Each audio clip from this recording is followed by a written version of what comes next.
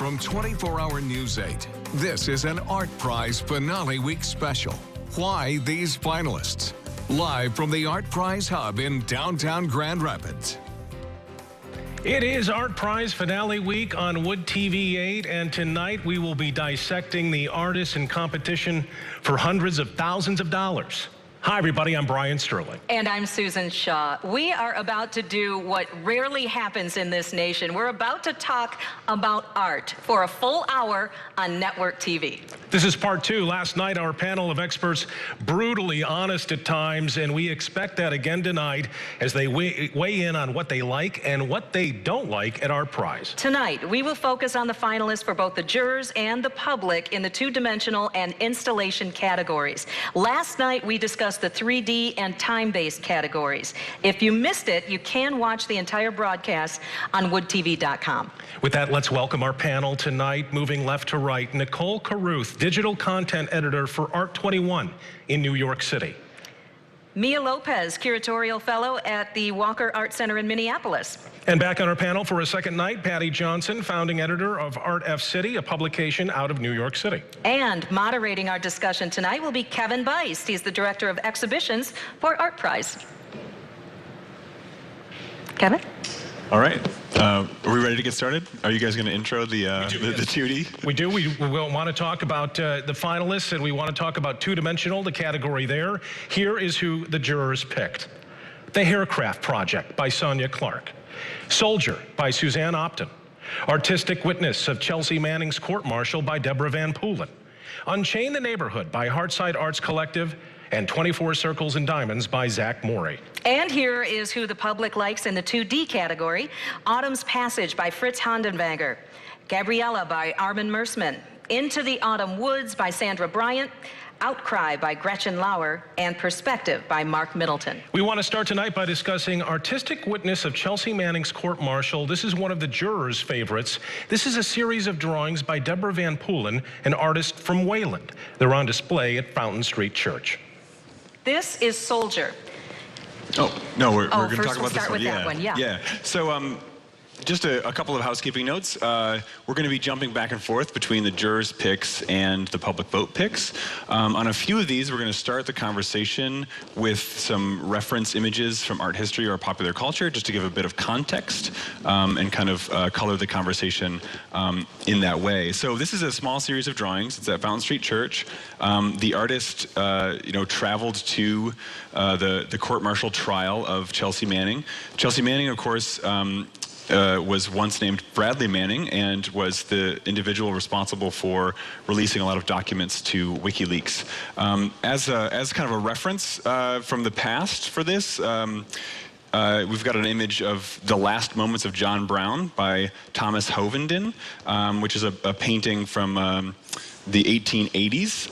I threw this in there just because this is another example of an artist, using portraiture to kind of mythologize and celebrate an extremely controversial figure. In the case of John Brown, a violent abolitionist, pre-Civil War abolitionist, who was ultimately executed for insurrection against slavery. So back to Chelsea Manning and these small drawings. What did you guys think of these? Something that I thought was really interesting comes out in the title, and that's this notion of being a witness to something. And both with the historical painting in this, I think that it speaks to being present when something that we will look back on in history is happening. Mm-hmm. Yeah, so what do you guys think about it? Does this fit into that sort of artistic tradition of an artist bearing witness and kind of inserting themselves into history? Or does it not add anything to it? Well, I mean, I do think that there are certain artistic decisions that have been made apparent. So, for example, one of the images, which is a series of generals, are depicted wearing pink coats. Now, of course, in the actual trial, they were not wearing those coats, but, this is a reference to Chelsea Manning's gender change. This artist, in my interpretation of the particular pieces, using their kind of freedom and creative vision to see the piece and sort of insert the invisible narrative within that, within those renderings. And for that reason, I thought that this piece was actually fairly strong and political, and a very interesting piece to have in a church. Now, my understanding is that particular church is pretty progressive, but I really thought it was wonderful to see that there. Brian and Sue, let's go to the next one. Okay. This is Soldier, an entry from the Jurors Finalists. It's a series of portraits showing soldiers with their heads down before a camera, and this artwork is at the Graham. Nicole, this work is next to Ryan Spencer Reed's series of photojournalism from Afghanistan and soldiers there, but this is a very different work. It's quieter, more contemplative. What did you think of these photos? I thought it was an interesting choice by the jurors. It wouldn't have been my choice. And I think it's interesting that the jurors chose this body of work by an artist who is pretty well known, and this body of work has been shown a lot, and that the public chose Ryan Spencer Reed's work, which we'll talk about later around the corner. I actually don't think they're particularly strong photographs. It's interesting that you describe them as quiet, because I guess next to Ryan's work, they sort of seem that way because he has, somebody up front talking about the work with a microphone, and it's very loud and all the rest. But the individual photos, I think, tell a sort of a narrative, whereas these are like very close-up shots. They're almost invasive in the amount of detail that they show. And, you get the sense that the soldiers themselves are giving a lot to that particular work. So for that reason, I thought that was a strength. But I do agree that overall, this wouldn't have been a particular piece that I would have chosen. And I think a lot of that lays in the sort of dramatic elements of these. I actually feel like there's stronger elements in Ryan's work, which we'll get to. Great. Brian and Sue? Let's take a look at Outcry. This is an entry that's gotten a ton of attention during ArtPrize. The public voted it as a finalist. It depicts the face of a woman who was sold into sex trafficking at the age of 14 and impregnated. The artist is Gretchen Lauer from Grand Rapids. So this piece is loaded in a lot of ways. Obviously, very loaded subject matter. It's a striking image. When I was there, the artist wasn't present, but somebody else was there, kind of telling this sort of story of the work of the artist, and kind of making this impassioned kind of plea both for its cause and for votes, which I thought was kind of an odd juxtaposition. What was your experience when you visited it today? I think it's really interesting to think about the artist as kind of the mediator, or she's really set herself up to kind of be the advocate for this unnamed woman. And it really brings to light some problematic issues of agency. This woman most likely does not know that this painting has been made of her. She never really had contact with the artist. The artist worked from a film still. And that's something that I find really troubling. Yeah, we'll talk more about agency in this work. Any other thoughts about, and by agency we mean sort of like who has the power to tell the story, right? So it's not really this individual telling her own story as much as it's this an artist, based in Grand Rapids, who hasn't been through that same thing, who is then kind of in this position of power to tell the story. Any other thoughts on that, or? I know it's like this one is like really touchy, but there's sort of these two narratives, right? There's sort of like the story that the painting tells, and then there's also the story of the artist who made it and kind of how she's using it.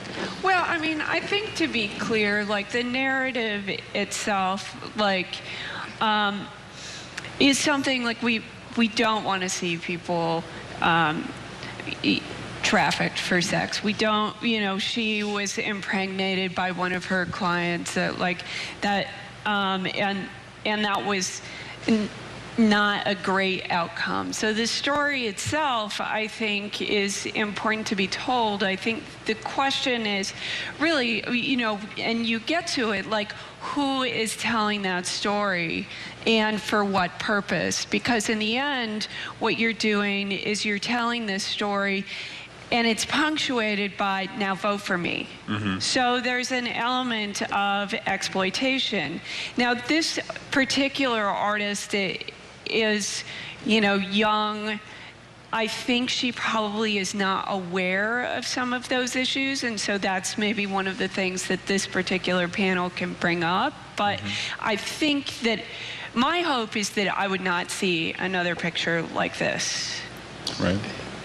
Any other last thoughts on that before we move on? I just, you know, if you took away the wall label, I feel like this image could be about a lot of things. So I'm not so sure that the image and the subject matter are working together. I think there are other ways that this content could have been represented. Right. This is what the artist chose, but you know, you could tell me that this was about anything else, and I don't know that it would change my view of the painting. Right. And it's worth mentioning that this particular piece has like a certain amount of, you know, spiel that comes with it that we've talked about a lot over the last couple of days. Like, I worked on this for 3 years. Like, you know, without really contextualizing what that means in terms of, you know, what value does that contribute to the painting. Right. So Right. I felt like that spiel was also really just as much about the artist and her process as it was about the subject of the work, which again kind of makes you question the type of advocacy. And, you know, I think that there was a lot of technical skill that went into it. To really truly be an artist/advocate is something different altogether. Right. We do need to move on to the next piece. Let's discuss the Haircraft project. It's by Sonya Clark. It's one of the jurors finalists, and it is on display at Kendall College. So this work is a series of photos on one wall, and then a series of sort of textile works embroidered into canvas on the other wall. And what the artist has done is she's invited hairstylists to do the artist's hair, the photographer's hair, and then the photos are the sort of updo that she received, and then, you know, also in the picture is the stylist who did that, and then she collaborated also with the stylists on the weavings.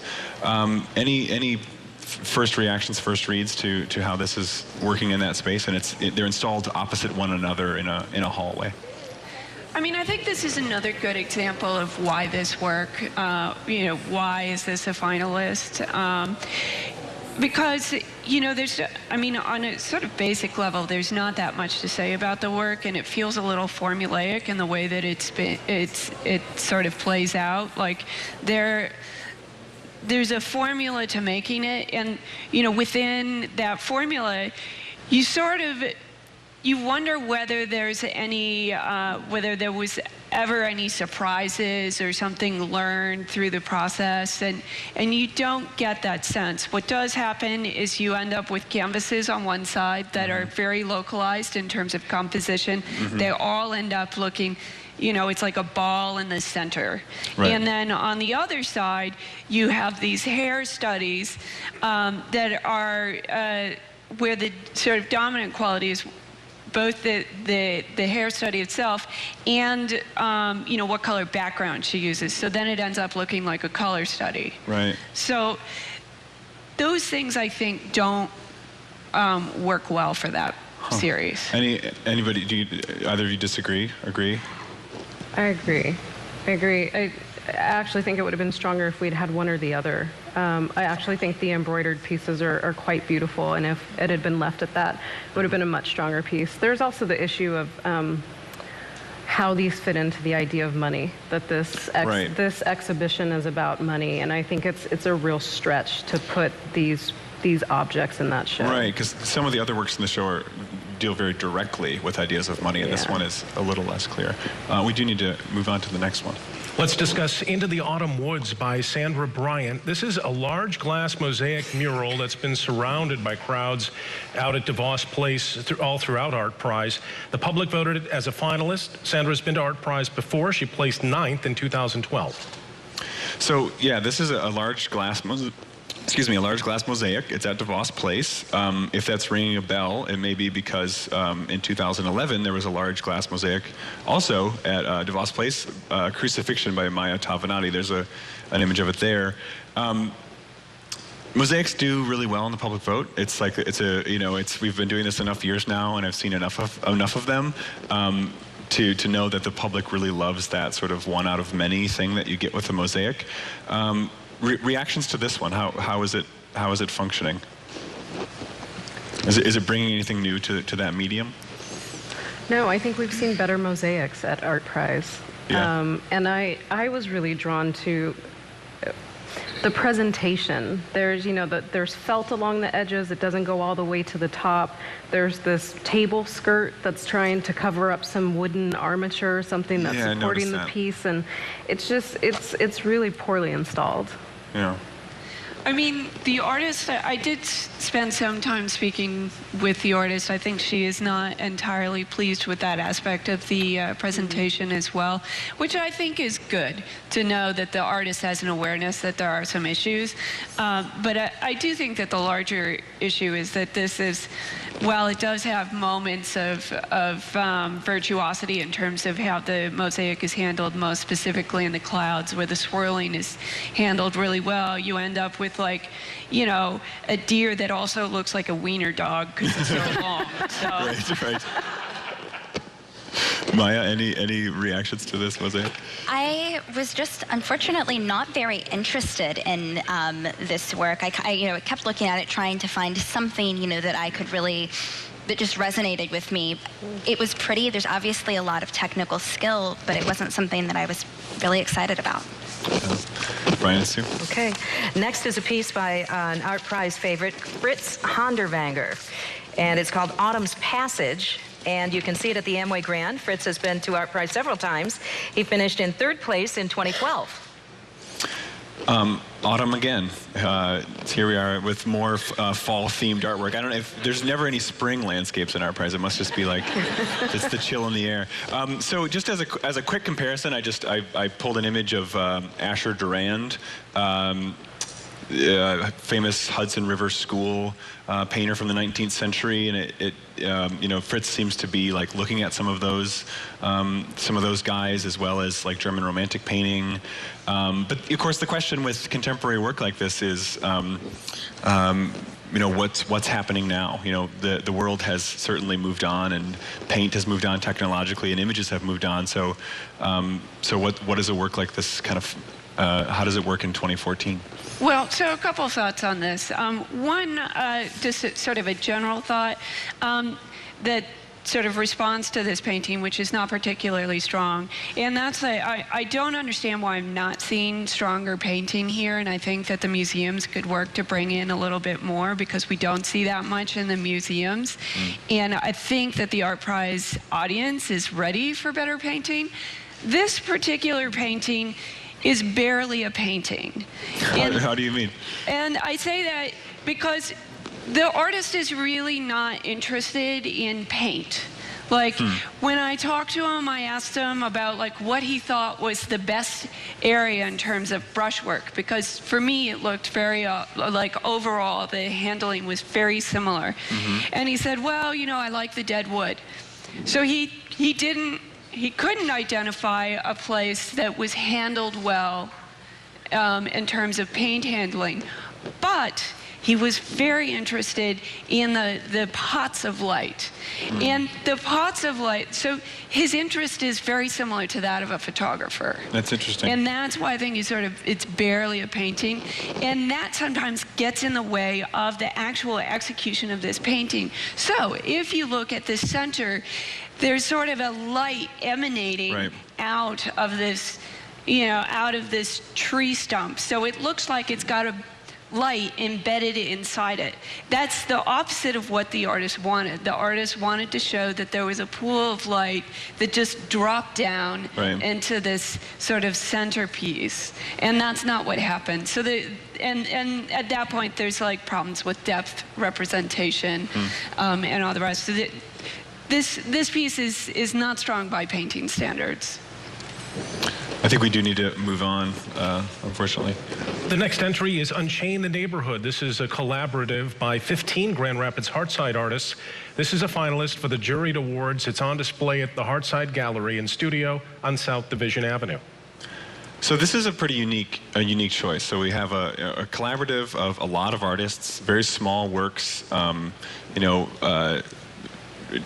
the kind of like technical skill that we've been talking about with the last ones. What did you guys think of this little suite of paintings and drawings? I thought it was nice to see that the jury was considering sort of a community arts practice, and also the notion of kind of collective and collaborative work. Going back to something we talked about earlier, which was the notion of agency, I think this is a situation where the artist has been granted this agency through the creation of their own, in this case primarily paintings and drawings. We're seeing them explore some of the issues and problems that they have had in their own lives. Nicole, what did you think? I really like that the juror gave us an opportunity to look at this work and to talk about this body of work.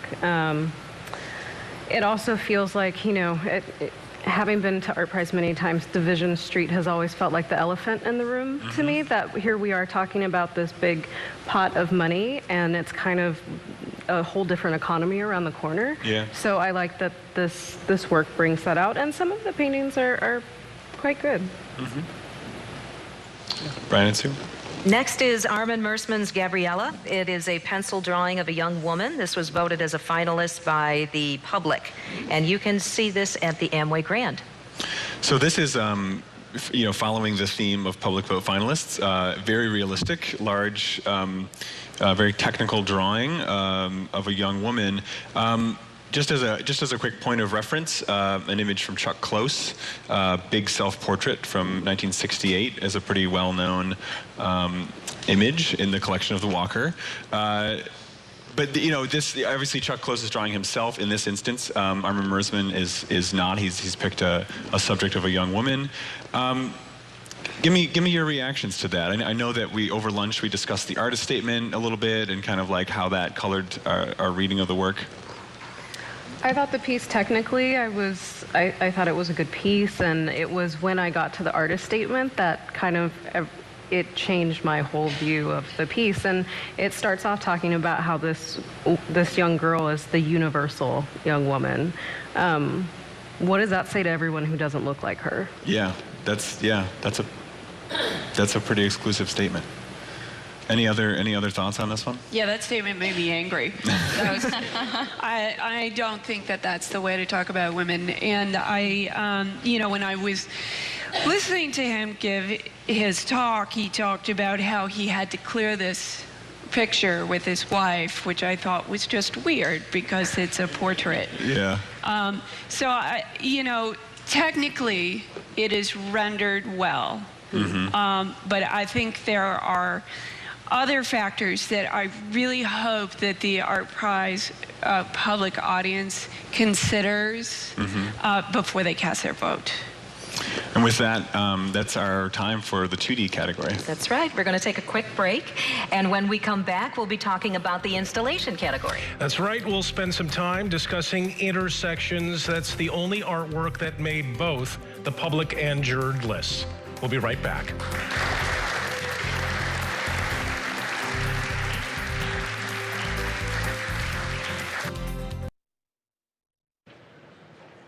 And welcome back to the ArtPrize Hub for Why These Finalists.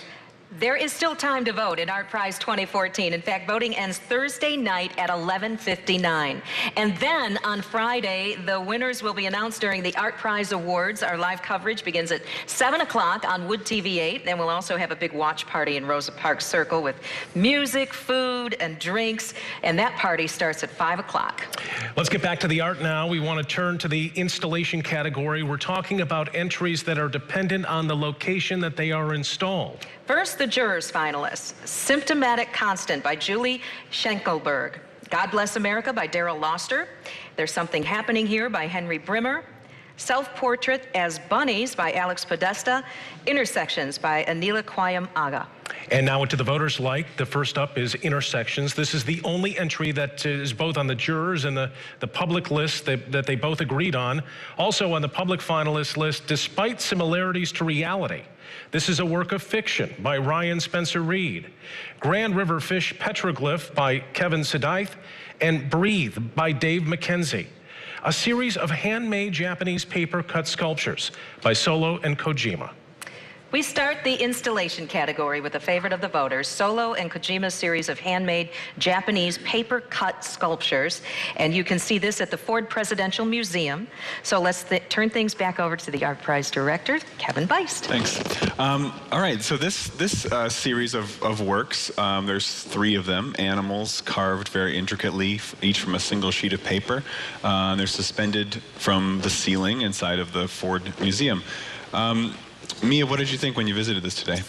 You know, something that is so important to installation work is the context. From a curatorial perspective, unfortunately, this work really suffers from the fact that the surrounding installation is quite busy. It's really impossible to see the amount of detail that goes into it. I think it would have really benefited from just, you know, some blank walls around it.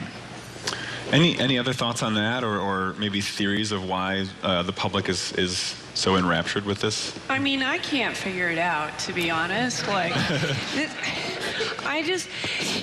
this is one of those things, though, like, where for me anyway, the paper feels very insubstantial. Mm-hmm. And that, like,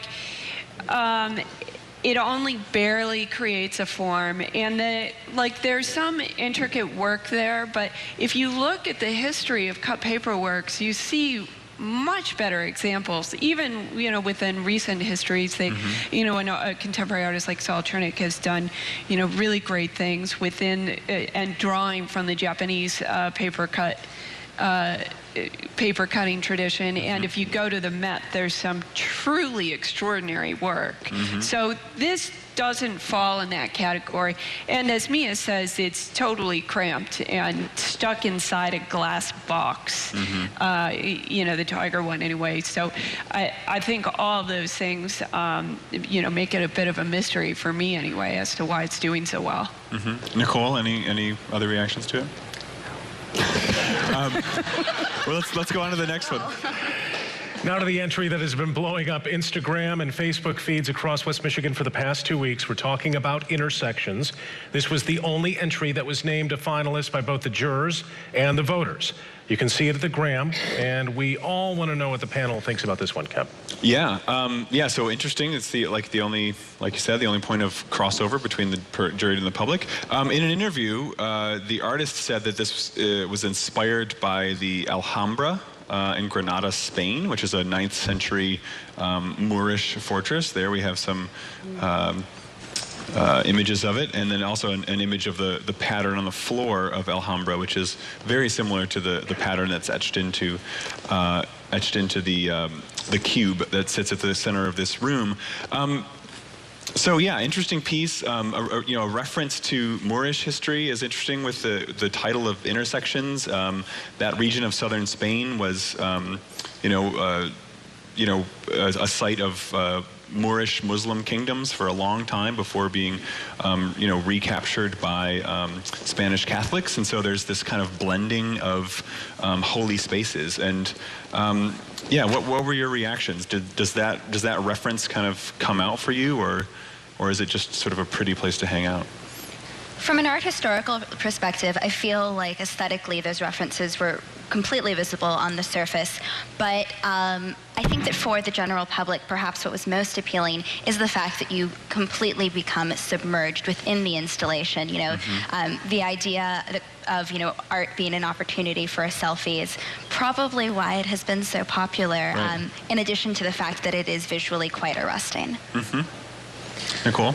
I appreciated the visual qualities of it. I didn't need to read about it. I didn't need any kind of interpretation. It really was about the experience of the object and the way that the artist is playing with light and the way that your body moves kind of within that space and becomes part of the shadows. I thought it was a beautiful piece. Yeah, I think this is, you know, this is ArtPrize at its best. Absolutely. Like, this is a great piece. You can see how carefully, like, it's got its own room. There's no sort of curatorial issues. It's got all this space. And, like, it's perfectly calibrated so that the circles just touch the bottom of the floors. All of that is beautiful. It is a little rain roomy, in the sense that it's so photogenic that you know that it will become a sort of viral sensation, and that's kind of part of the work. But you know what? Who cares? This is a great piece. Consensus. Yeah, consensus. Wow. That's great. Well, let's move on to the next. Okay, let's get to the panel's reaction on this entry. This is Self-Portrait as Bunnies. This is a favorite of the jurors, and Alex Podesta's bunnies are floating in the Grand River by the Pearl Street Bridge.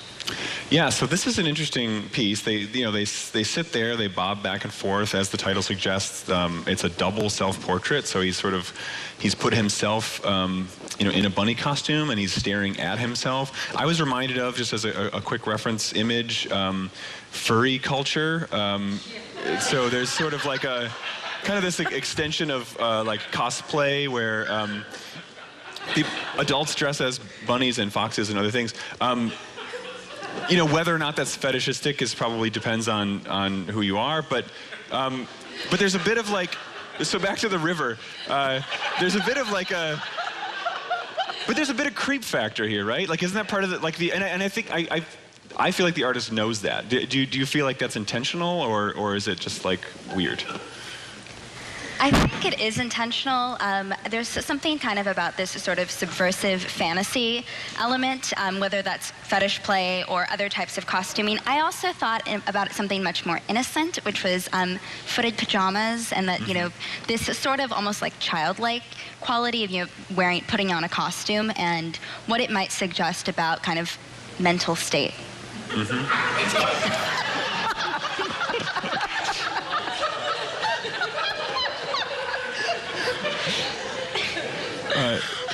Nicole, what do you think about the mental state of an artist who gazes at himself in a bunny costume? Oh, I mean, it was fun for like 2 seconds. Yeah. You know, it was like they bobbed up and down. They didn't really like, their gaze was kind of off, and then was over. You know, I feel like this could stay in the river. I don't know, you know, or it could. As an ArtPrize entry, it's just, I'm challenged to find anything. I want to look at it like it's playful, but then there's something really kind of dark and sort of gross about the way that it develops this patina over time. And so it's going, I mean, eventually these are going to be kind of like murky and... Yeah, around the edges, around the water, it's already quite mucky. And wasn't there supposed to be some reference to Hurricane Katrina? Was that... The artist is from New Orleans, and I think that the series is born out of that in some way, but that's not entirely clear to me. I mean, once I heard that, I was like, okay, well, what do rabbits have to do with New Orleans that I don't know about? Right. Yeah. I was really kind of at a loss to try and figure out what the interpretation of this particular piece should be. Yeah, mercifully, the producer wants to get off this subject as quickly as possible. All right, good. Excellent. We're ready. Next is an emotional entry at the Graham titled, "Despite Similarities to Reality, This is a Work of Fiction." The public voted this as a finalist. Ludington native Ryan Spencer Reed spent more than a year with the 101st Airborne taking photographs of soldiers in Afghanistan. So this piece is in one sense, it's a collection of photojournalist images of being embedded with a company of soldiers, but then also it's quite an immersive installation where he's built out these false walls in the gallery, and images are printed different sizes. There's light boxes on the floor. What was the experience of visiting it today? Did it work? Well, I had different experiences of it at different times. So I visited it I think twice yesterday, and when I did that, the artist's wife was at the front. She had a microphone. She was talking about how this was not a staged event in any way, or like the photographs were not staged. Right. They were all like photojournalism, and this is right beside this ginormous title that's like, this. Despite similarities to reality, this is a work of fiction. So there's like kind of mixed messages there. Yeah. And that was something that I thought, well, this is at least analogous to, wartime media messages, which are often sort of confused. Right. And then, when you get in, I think that the installation does not necessarily help the work, because sometimes photographs are placed in sort of recessed places, and it creates a hierarchy that's not useful.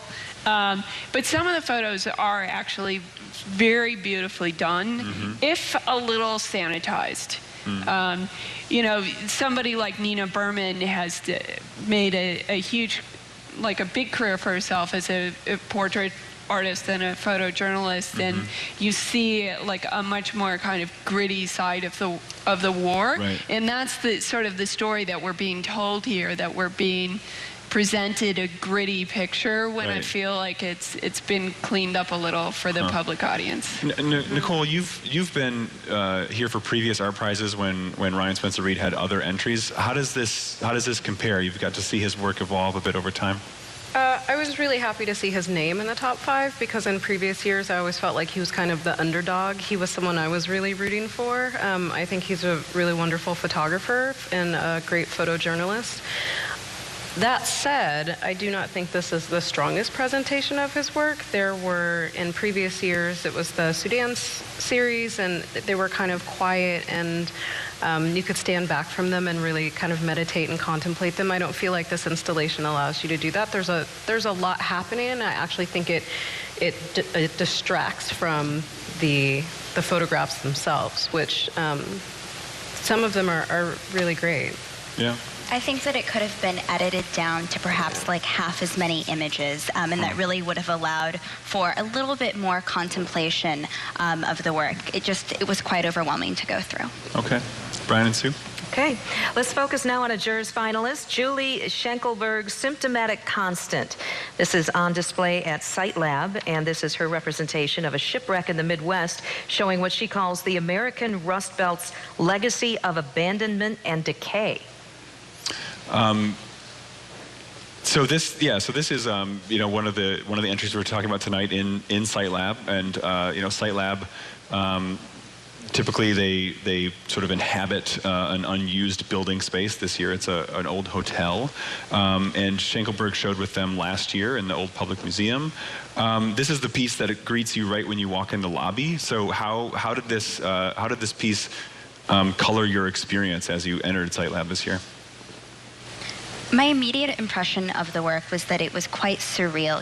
It doesn't feel like it would exist, in any type of reality. There's something kind of dreamlike or, fantastic about it. And then as you get closer, it becomes a little bit dark and almost sad. You see sort of the remnants of perhaps what was somebody's home or, a business or factory. Nicole? I really like the juxtaposition of materials here. There's this conversation that's happening between excess and decay. There's a way that the artist has used paint, so it's almost like cake frosting that's fallen over these plates and on wooden materials. I didn't get to see the rest of the installation at Site Lab, so I can't speak to how this fits within the whole. So this thing that I noticed, I think only when I saw it the second time, that I'm interested to hear your take on is, like, there's these wooden elements where she's used what looks like a drill to just make a bunch of holes. And that surprised me at first, because at first I thought, okay, I'm looking at like this found object installation. And then, but that kind of like evidence of the artist's hand like took me off guard a little bit. Did you notice that or have a similar read? I definitely noticed it. I mean, I think overall this thing sort of looked like a giant wedding dress to me, with a big train at the back and, and all the rest. I guess you know, we talked about it while we were there, because I was like, well, why these holes? And then I was like, well, you know, you could ask the same question, why this paint? You know, Sure. It's just there. And, you know, part of it is, you know, part of these decisions seem to be kind of intuitive in nature. And since this, you know, both the paint and the holes seem to be sort of an aesthetic glue, for lack of a better word, it kind of creates a cohesiveness throughout the whole piece. I would say that I thought that this particular piece photographs better than it looks in person. When you go and see it in person, it looks a little cramped in the space. And the first, I first saw this, I think it was published in the Grand Rapids newspaper, and there was a like sort of overhead shot of it, and I thought, oh, that one's gonna win for sure. And now I'm not so sure. Okay. Brian and Sue, next one. Up next, let's discuss a favorite of the voters. This is Grand River Fish Petroglyph by Kevin Sedite. The setting is what makes this entry work. It's on display along the banks of the Grand River by the Public Museum.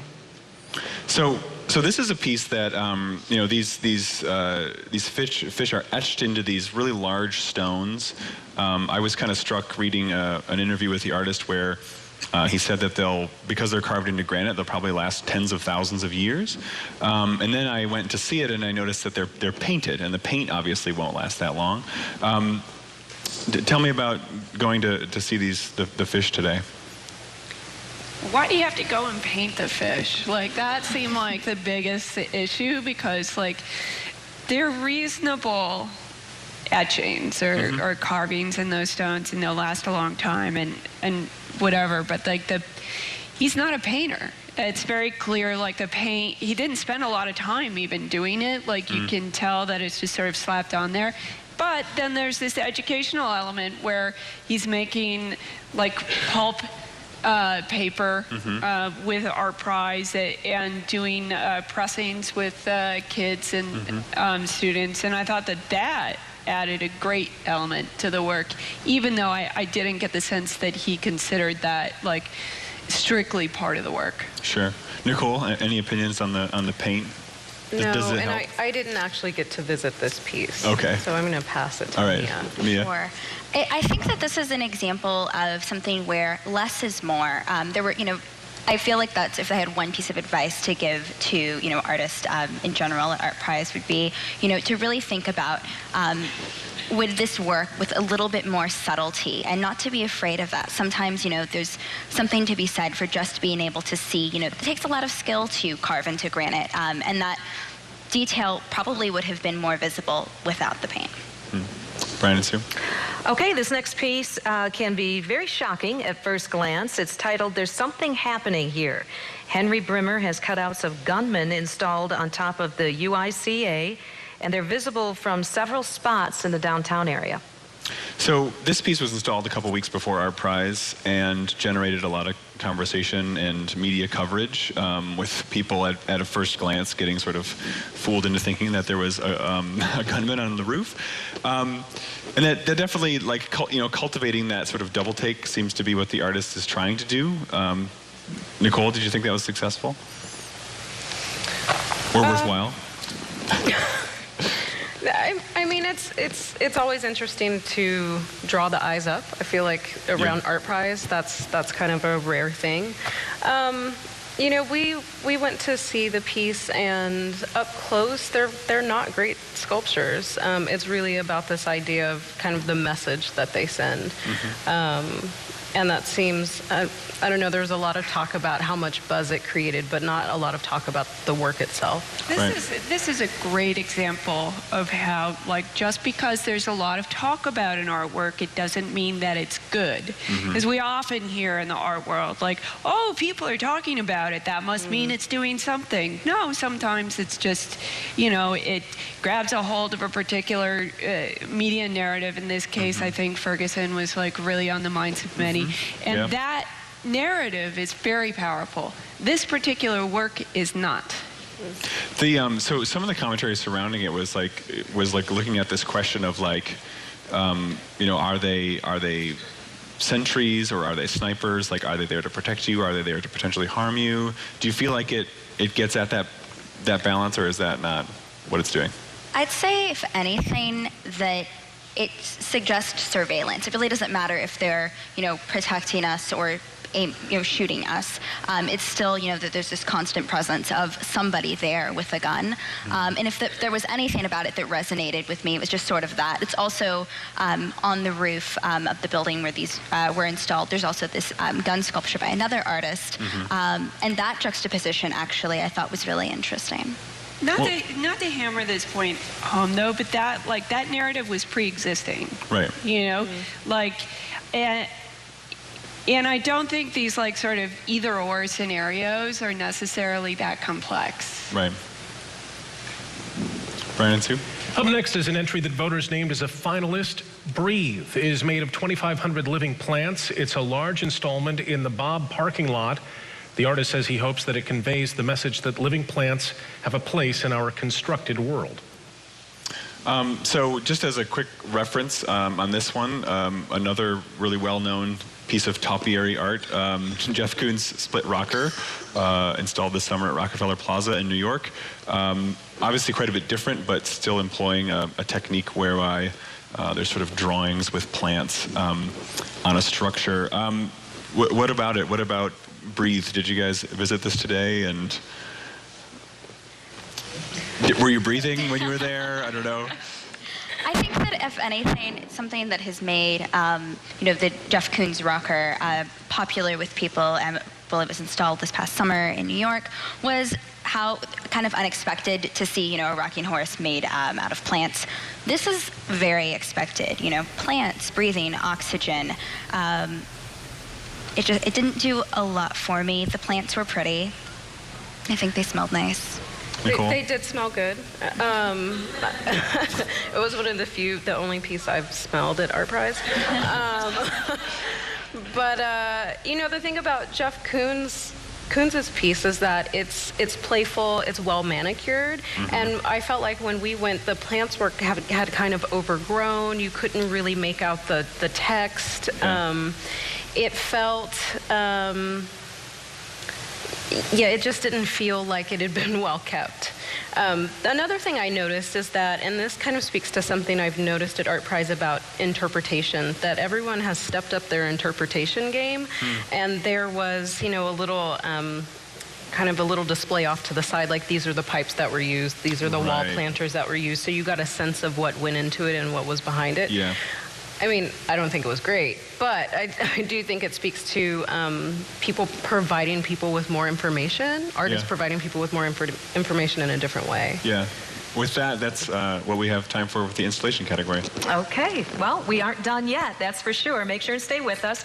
We'll be talking with our panel about their overall observations about ArtPrize. Stay right there.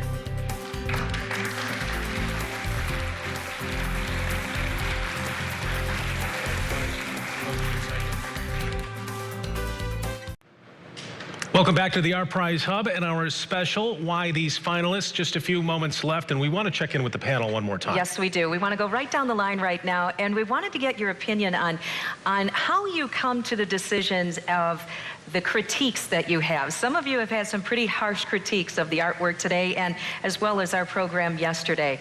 We'll start with you, if we could, Patty, about what it's like to really give an honest critique. It's great. I I always feel like I'm getting something off my chest. Like, this was something that I really wanted to say. I feel the need to say it. And I kind of love doing it. And with that in mind, we didn't get to Perspective by Mark Middleton, which is the painting of a zebra with the zebra eye has a reflection of the rhino in it, and I thought that painting was so bad, it was great. That was like my favorite painting that we saw today. Okay. Mia, harsh criticisms. Too harsh, or do you think fair? Well, I think that we were pretty fair. I consider myself to be fairly level-headed when it comes to giving criticism. I don't think that there's any sense, in just being mean for the sake of being mean. At worst, I think art would be, can be boring or uninteresting. Ideally, some of the comments that we made that might have been considered to be a little bit more harsh could be seen as constructive criticism and perhaps a point of departure for the artist to explore something new in their practice. What do you think ArtPrize needs to change, if anything, going into next year? What's missing? Good painting. Paintings? Nicole? That's okay. Nicole, what do you think? I don't know what it's missing, but I will say that I really like the change that's been made in voting, in having these different categories and having more artists have more opportunities. That was needed. Yes, that was needed. Okay. This is your first ArtPrize, Mia? This is my very first ArtPrize, and I have to say, next year I hope to be able to spend even more time. There was so much to see. I think if anything, there were some instances where I felt like the curating was a little bit heavy-handed and that maybe some work needed to be given a little bit more space. Everybody wants to show something, but maybe it's just stripping things back a little bit. Okay, thank you, Nicole, Mia, Patty. We appreciate you joining us, and Kevin, of course. Well, we hope you'll join us for the next 2 nights at 7 o'clock live from Rosa Parks Circle for the Best of ArtPrize featuring the Talsma Concert Series. Then on Friday, it comes down to the ArtPrize Awards. Our live coverage begins at 7 o'clock. Yep, we'll be there. We hope you will be too. We'll see you tonight at 11 o'clock. Thanks for joining us.